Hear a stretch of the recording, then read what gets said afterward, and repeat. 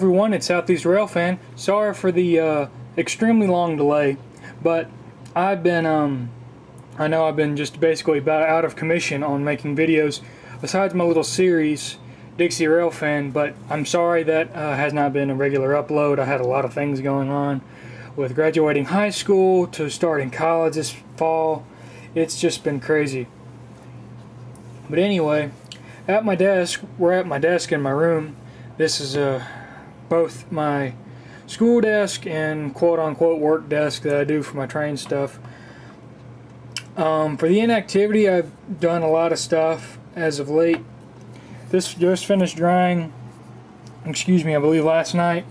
This is a custom load I had made just for personal use.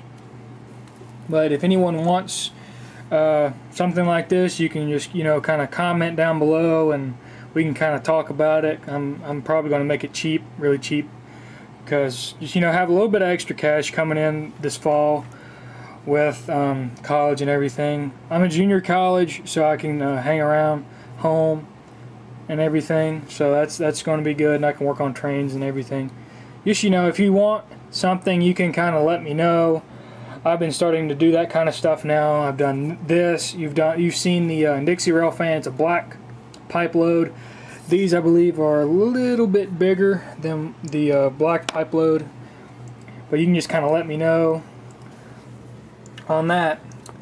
But anyway, I made that. That I'm really proud of. I'm surprised the paint looks as good as it does on camera, because I used this new tool I had bought. Let me move that car. It's a razor saw. I think it's Revel or Revel or however you want to say it. Got it from Michael's, about $10 or so. It's got this blade, and then there's one where the blade's a little bit elongated like that a little bit. And I've enjoyed it. It works well cutting through this basswood that I have bought. It's a two 24-inch section, 24-inch piece. I'm sorry, I can't speak today. I bought 3 of these just to kind of test it out, but maybe make some more loads and things like that. So if you want something like this was one of the ones I'm really most proud of. It's an I-beam. So out of that strip styrene, it's number 279. This is out of the strip styrene as compared to the basswood over there. If you want it a little bit closer, I'll have to end up going to my hobby shop. I've got something on order for some more styrene. It's a big sheet for something I'll discuss in a little bit. I like this. This is a silver paint. It's got a gloss to it, and it fits. This is a BN Burlington Northern 50-foot gondola car that I custom weathered with a weather kit, rust kit that I got in my hobby shop. It looks pretty good. You've seen it carry that pipe load around that I talked about a little bit ago, and it just goes right down in there, and it looks really good. I also use these loads in a 60-foot bulkhead flat car that I bought off eBay, which looks really cool. So yeah, that's something I've thought. I just a little bit ago was thinking about it, thinking, yeah, that'd be pretty cool. Maybe $5 or $6 a piece, maybe per load. I'm thinking that's actually really cheap, because I've seen stuff that's like $15 and $20 that you can basically make on your own. But if you don't want to spend your time on that, you can kind of comment down below or send me a private message or something like that, and we can maybe work something out. Anyway, this stuff looks really good. I've started doing that, as I said a little bit ago. So yeah, I'm probably going to go in there, let you look at the layout for a minute, and so yeah, we'll be right back. And we're back, everyone. I'm back here on the layout. My custom railroad is the Meridian and Southern, or whatever, I think it is. Meridian and Southern. Yeah. So if you know anything about Illinois Central, the Southern Railway, it runs into Mississippi, which is where I'm from. I'm not going to get any more detail because of what, anyway. And we're back, everyone. We're back here on the Meridian and Southern, as I like to call it, a layout where the Illinois Central met the Southern Railway in Meridian, Mississippi. That's where I'm basing my layout on. And so yeah, I've done a lot I mean a lot of work on in here. As you can see, more bushes, trees, sprinkling some grass everywhere. My favorite scene, the little junk area with the little unpainted figures, which I'm okay with because it's my own, so whatever. The coal mine still in good operation. The way it works, you come in on the outer main line, you switch back basically, cross that back crossover, and you can run down off this switch and triple switch down to the mine to collect your cars, or you can drop your machinery or fuel or whatever on the spare track. This was a custom built structure I made. This is out of the same sheet styrene that I've have on order because I'm going to need to have it for some other stuff. I probably want to put another coat of silver on here just because it would look better. There's some spots you can see in the light where the paint didn't do very well on coating and places like that. But that's like the work shed with the bulldozers. As you can see, there's something wrong with the track, and that guy's trying to figure out the problem where he can get it fixed and it back in operation. I have a 1960 Ford 4x4 in the Corinthian white by Mini Metals, Classic Metal Works, I think. Really good, really nice cars. They're a little pricey, but I don't have a lot of them, so it's kind of worth it. I have, that Pennsylvania Railroad truck, and my brother bought that little Union Pacific work truck over there. So yeah, that's that. I've done a lot of pallets work on the layout, putting them out of places. I've been buying them from a gentleman on eBay who runs Black Forest Hobby. It's out in Arizona, which is like, whoa, Will, why are you buying stuff out from Arizona? Well, anyway, it's because he's got good prices on eBay, and that's that. These are Faller, F-A-L-L-E-R. They are a German company, I believe. Make really nice pallets. I don't want to paint them just because I don't want to have to fool with that. But they look really good. I got them in some stacks over here at the Caterpillar distribution plant. That silver, I think, I'm not sure what the technical term is, but it's like an air vent kind of thing. I got that and something I'll talk about in a little bit. Sorry about that, the clock was going off. Anyway, the road looks okay. There's the white spots and I'm trying to fill that in eventually. I'll get to that. Not really motivated right now because it's nice outside and I still got a lot of stuff I'm trying to keep up with school-wise and all. That truck has, my mom had some of these wooden, come on, does he want to focus? Nope, there we go. Wood stuff. I think it's like dowels or something, but it's not dowels. I don't, like wooden rods or something. And I cut that up with like some garden pruners, make it like a load of firewood in the back of that truck. I got that one off eBay. The station scene looks pretty good. I got some more vehicles. I got those at a train show down in Hattiesburg, Mississippi, that I went with the train club where you've seen a lot of my filming at. I got like a whole bunch of vehicles for like maybe $2 or $3. There were maybe 5 or 10 of them for like $2 or so, which I think is really good.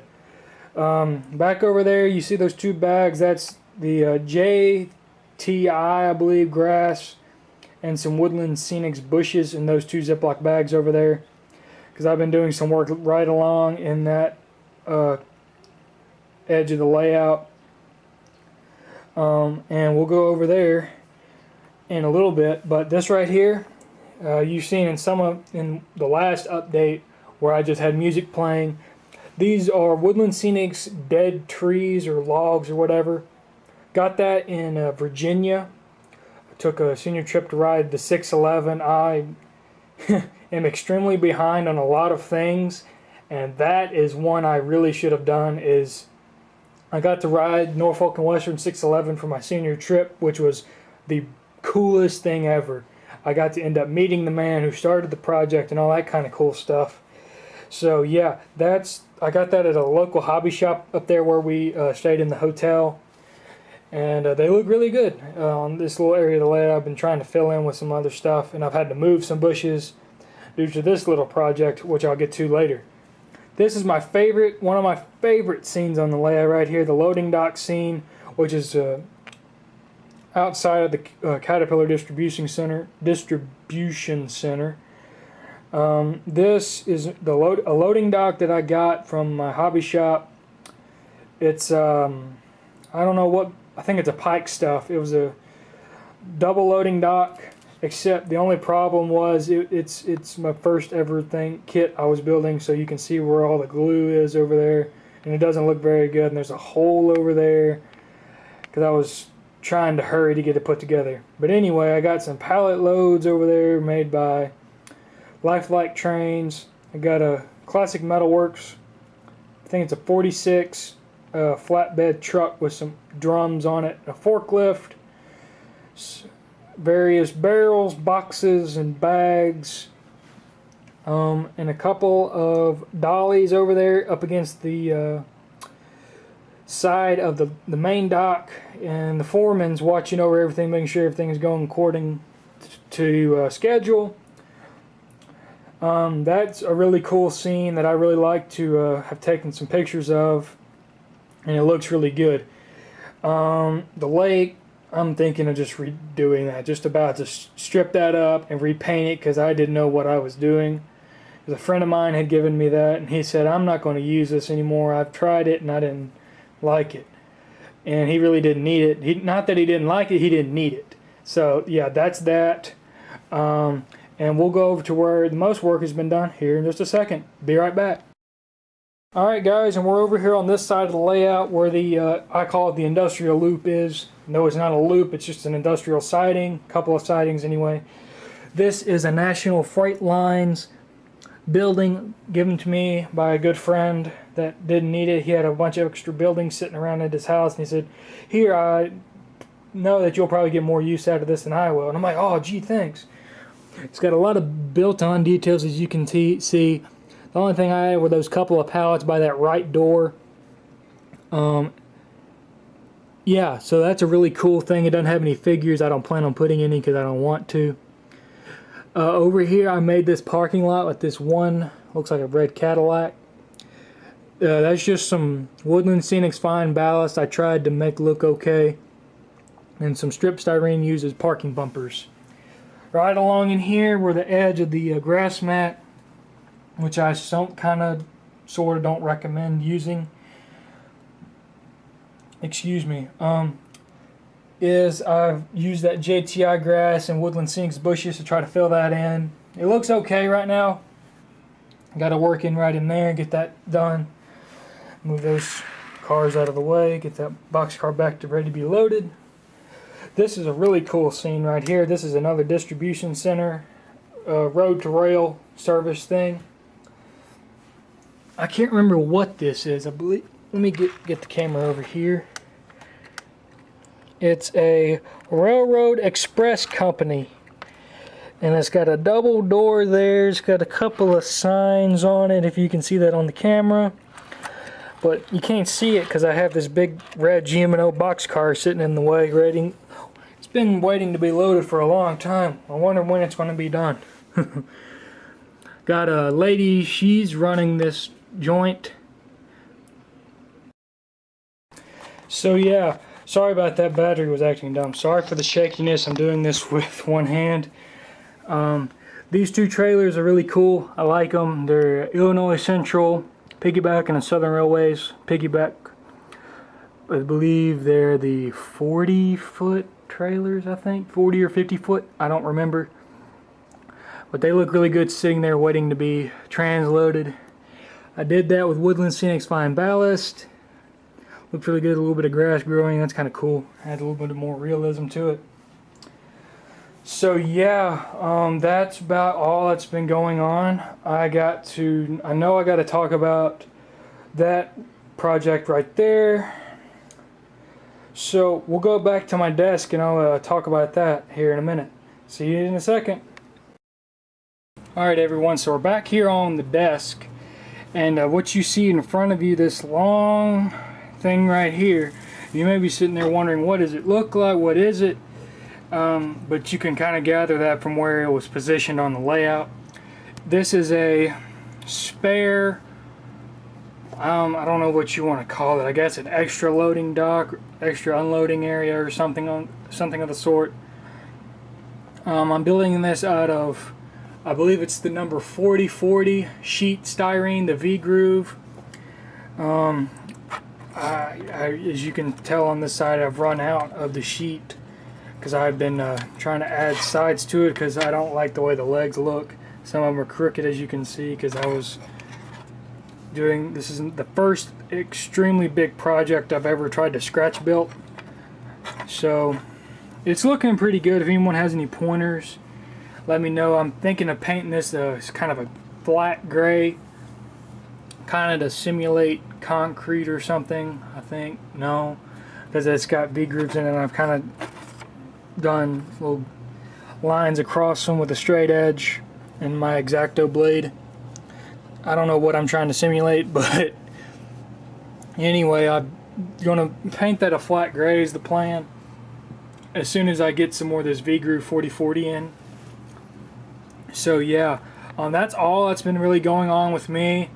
I got to do some more editing. I'm trying to find some new software because Windows Movie Maker just isn't cutting it with the gaps in between clips. Because if you notice, and I've noticed, as after editing and publishing the Dixie Rail fanning up to YouTube, there seems to be a slight, it seems maybe a second or half a second, but I notice it as making the videos, there's a gap in between clips instead of smooth transitions between them. So I've gotten, just a minute ago, I got a reply on a comment of a friend and fellow model railroader. I believe it's Vermont to Rail Fan. Shout out to you for letting me know about this editing software. I want to be trying to see if I can use that to do some videos and things like that. So to recap, loads, custom loads, if you'd like those, rhymed. If you'd like something like that, you can, comment down below or send me a private message. I set up an email account to go along with the YouTube channel because I didn't know if I was going to do something like that before, but it seems to be going to be good for something as of now. So I'll put that email down in the description. It's going to be cobrastudio34@gmail.com. That was back when I was Cobra Studio 34, when I was before I changed to Southeast Rail Fan, which can focus on more train related elements on my channel. So if you want one, you can just kind of hit me up on an email, say, hey, I want such, like a, let's say one like this, a I-beam load that's too tall, that's 2 I-beams tall, that's 4 across and can fit in a 50-foot gondola or fit on a 60-foot bulkhead or whatever. And I think I have one of each car. I know I have this 50-foot gondola car, I have a 40-foot flat car, 60-foot bulkhead flat car, and I believe I still have an 89-foot flat car.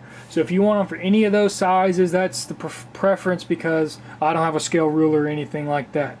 But you can let me know, you want I-beams, you want pipes, you want a wood load, something like that. You can email me and we can probably work something out. I don't know anything about payments or anything like that. Trade would be, I guess, is one thing, but I don't know.